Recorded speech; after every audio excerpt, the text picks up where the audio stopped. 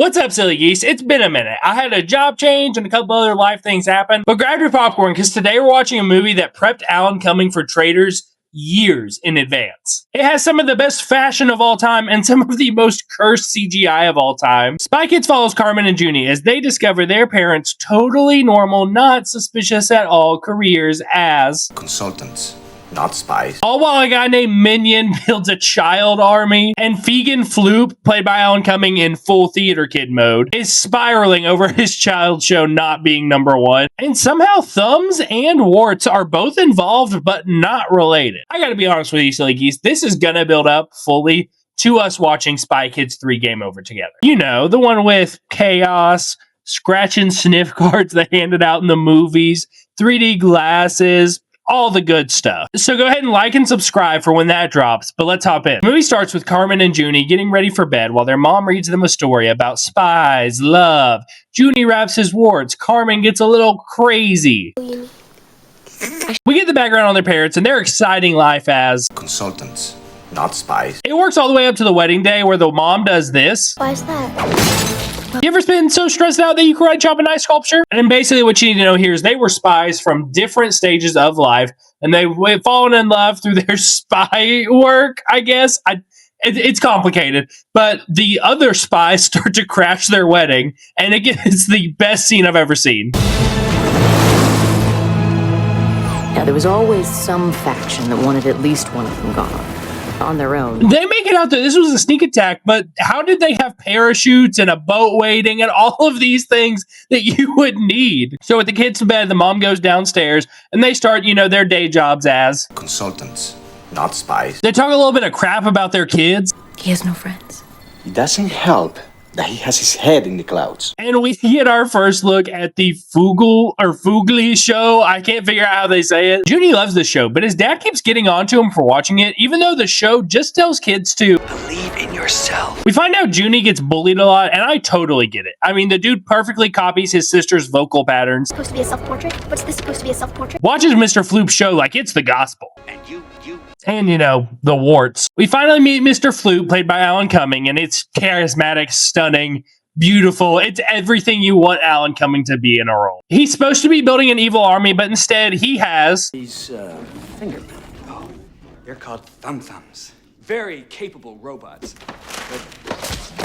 and I love them. I'm sorry. I know they look horrible. I know that someone in a studio had to pitch this, and that gives me so much joy. But it turns out he is making an army of evil children who look like President's daughter? and they can fight. They're real good. Quick little movie name drop. I call Spy Kids. So what are we? Some kind of spy kids? But the big issue is that these robots don't have brains. So they have to find the brain for the robots to function normally. Because if not, they just do this.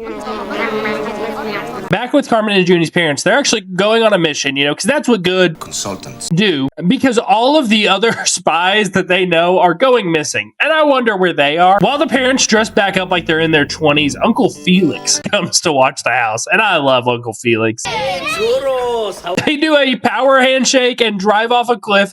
And they're supposed to be spies. Like this would make daytime news if this happened in any town in America. Alan Cumming catches on to their plan pretty much instantly. And you, Gregorio and Ingrid Cortez. And now he goes to try to steal Carmen and Junie while the parents are gone. When everything starts hitting the fan, Uncle Felix decides to tell them that I'm not your uncle. Your parents are international consultants. And Carmen takes it great. Parents can't be Consultants. not cool enough. Like, girl, you should have figured this out by now. The kids head off to an escape pod while we get a Felix versus the Thumbs in like their tactical gear fight scene. And there's more Thumbs who have boats because they were ready for this, and they commit some small property damage. Junie straight up almost dies, and they go underwater, which the Thumbs love. And naturally, with being a child, Junie's pretty worried, but Carmen does a great job of calming him down. Stop shaking or you'll give yourself more warts. Yeah, stop shaking or more warts for you, wart boy. And then she falls asleep because, you need your rest after something like this. You'd totally be able to go straight to sleep. So the parents go to see Alan Cumming and they get captured pretty much right away, get tied up, and then the dad says this. This is why I never wanted to go on another mission. You literally threw on the fake mustache and started this whole thing, sir. And meanwhile, the kids arrive at the safe house where the password is Carmen's full name, but she thinks, oh, it's too long. I can't say. Carmen Elizabeth Juanita Ecosca Brava Cortez. Once they're in, she only is worried about food, but we can see the dehydrator, which is the coolest invention of all time. But let's step back here. She's only been worried about sleep and food after her parents have gone missing, and she has found out she is now a spy. After finding out your parents are not only spies, but now missing, and Uncle Felix is not your uncle, and there's these big old thumb creatures who wear spy tactical gear suits, the only two things you're worried about are food and sleep. Actually, I kind of relate to Carmen. That is until Junie's actually upset about his parents being gone, and Carmen does this. Back at Flo's mansion, the parents break out pretty instantly and try to figure out where to go. And then the mom asks this.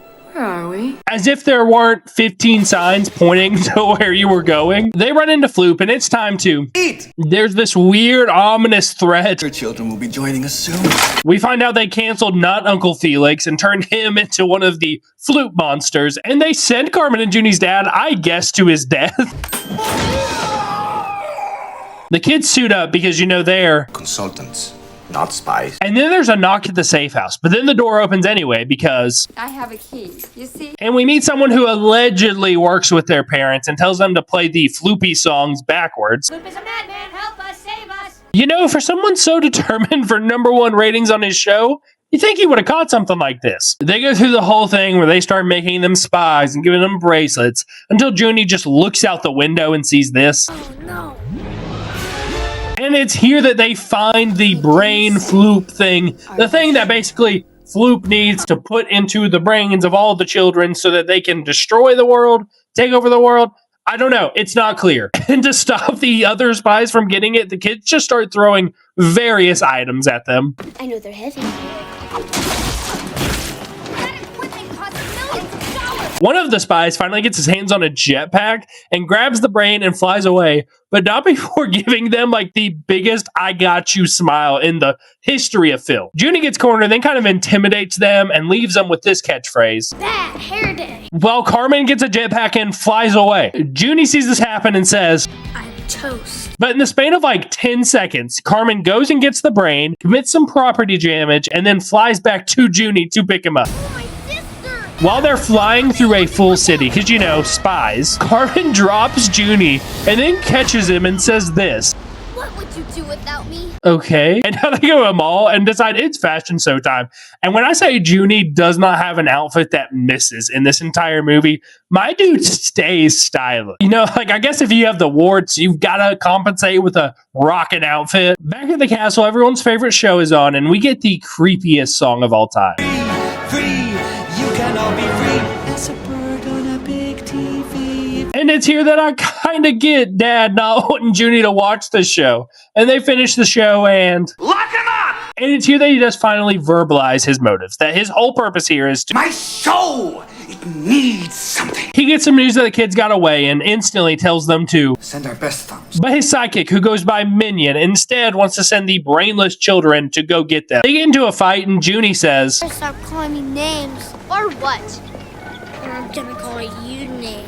And while they're fighting, the robot versions of them come up and give them the, what I'm going to call, blabber and lift technique. Hey!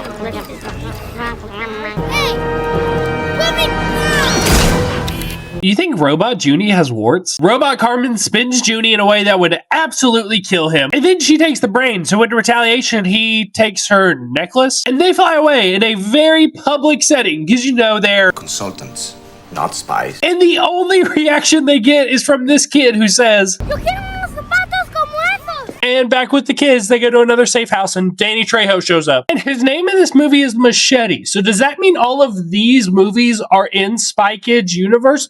Because I genuinely don't know. So Machete, who is actually their uncle, it turns out, starts showing them all kinds of cool things. Like the world's smallest camera, which they say...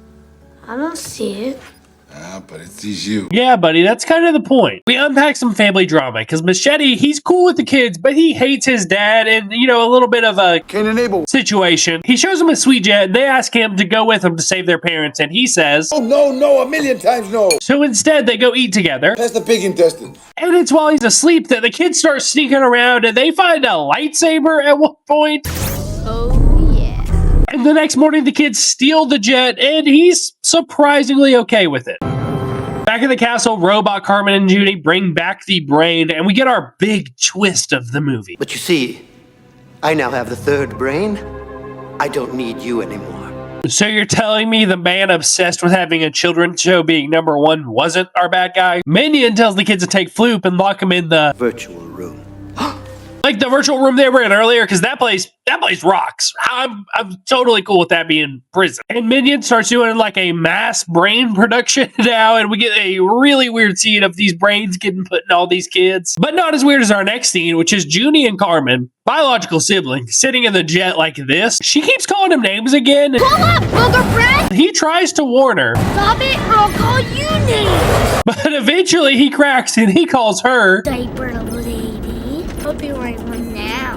And yep, that's right. It is canon that Carmen wears diapers in the movie. How long have you known? There's no reason. There's no plot point here. They just threw that out there at us. They very subtly arrive at the castle. They have these gumballs that they stole from Machete 2, and they use it to shock one of the thumbs. And for some reason, Carmen says this. It says long lasting, but I don't trust rappers. Which I'm not going to touch on. They ditch the scuba suits, and Judy is once again styling. Look at my man out here. They find the agents that have been turned into monsters, and Judy kind of starts to interrogate them. Where's my mom and dad? They run into all the robot kids and try to just fall in line with them as like a disguise, but my man Junie's way too styling for this, so it does not work, obviously. Junie gets separated from Carmen and he goes into the virtual reality room where Floop is. Floop starts grilling him for his warts. That on your hands. Warts, aren't they? And Junie says that, hey, I get the warts because I get really scared, and when I get scared, I get sweaty. From sweaty hands sprout warts. But he's not scared right now because he's really mad. And we get a quick shot of Minion, who now confesses that this whole project is his idea, and he's going to turn the parents into monsters just Every once in a while, have some fun. while Carmen goes full Mission Impossible and starts blowing up the thumbs. And we get Sexy Nurse Thumb, and I don't like Sexy Nurse Thumb at all. Judy and Floop have like a heart-to-heart in the virtual reality room. Floop keeps worrying about the show, so Judy hits him with another gumball, and that just gets him out of the virtual reality room now. While Judy's escaping, he bumps into a thumb, but it's just the corpse of a thumb that Carmen's inside. Junie.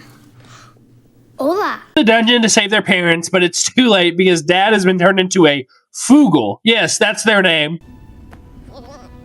It's Dad. So the rest of the family kind of ignores that and starts to work through some trauma. I've been skipping school, going places, taking ferry rides. You can tell me everything now, okay? Is that what you want to be? Free from your family? Hey. Used to. So they go to confront Minion, and Judy does like a Floop impression because, he could impersonate his sister earlier. Where are you? Behind you. Also, Dad's back, and they don't explain how they get Dad back, but he's back now. He's not a Floogly anymore. Mom and Dad get captured by Robot, Carmen, and Junie for what feels like the 100th time. Well, real Carmen and Junie take Floop to this computer that controls the robot aliens because he needs to. Teach them to be good. And Minion turns into some really weird creature. And then, yeah, why not? Oh, don't worry. I think it's reversible. We get some high-stakes hallway face-off scenes between robot kids and real kids, and Mom and Dad and some of the other Minion guards. A little bit into the fight, Robot Carmen talks some smack. Poor little Junie. Defenseless and weak. And then does this to a wall. So real Carmen, who's actually become a pretty supportive sister in this moment, starts to hype up Junie. Don't listen to her. You're not worthless. who then does this. But don't worry, he has a gumball that have somehow become the most important elements of the entire plot of the movie, even though they just kind of showed up. They eventually all get reunited and say this. Carmen, Judy, close your eyes. We don't want you to see this, okay? So you don't want your kids to be super cool? Like, you're fine if they're just maybe a couple of consultants. They corner all the funders and all like the bad guys of this movie until all of the alien robot kids march in, and all the funders think it's wonderful. They make a plan, but We need one more person. But don't worry, Machete's here! Because he knew how to get here, and he knew exactly what room they were in, and he knew that you could bust through that specific wall at that specific time. Yeah, cool. So now they can execute their plan, right? Wrong, because all they do is let the kids yell at them. And then they get in a big group and like scream and huddle and cry together. But it turns out that Floop reprogrammed the kids. So now they just attack all of the bad guys, and that's how they defeat the bad guys. Dad and Machete have like a face-to-face, heart-to-heart moment. For the same reason I left. You know what?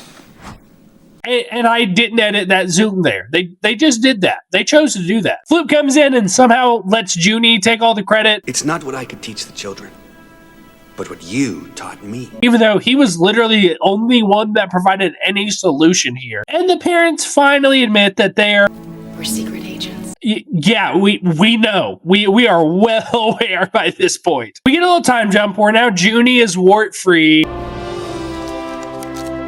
All the robot kids are like saving the world. Charity or community service. But the thumbs have now been relegated into being nannies. They get a call from the spy leader, who is George Clooney. I don't know how they afforded George Clooney. I don't know why he's in here, but he's in this movie. And he offers the kids jobs. So, we can get the point of the movie of being spy kids. But how's that legal? How can you hire 2 children to be put into life and death situations? Also, what happened to the other spies that were turned into monsters? Because we never saw them again. We don't know if they got fixed. I don't think Alan Cumming's just going to let his ratings tank because of a little bit of morality set in. But we don't have time for that because the only message of this movie ends, and it's this. Devlin, if you want the Cortezes, you take all the Cortezes. Yep, kids, that's right. If you're going to be a spy, you've got to do it as a family. And that'll wrap up Spy Kids. I'm sorry. Consultants. Kids, if you like this video, please make sure to like and subscribe. It goes a long way and let me know that you guys are enjoying this content. Or just check out one of these videos YouTube thinks that you'll like. But until next time, stay silly, geese.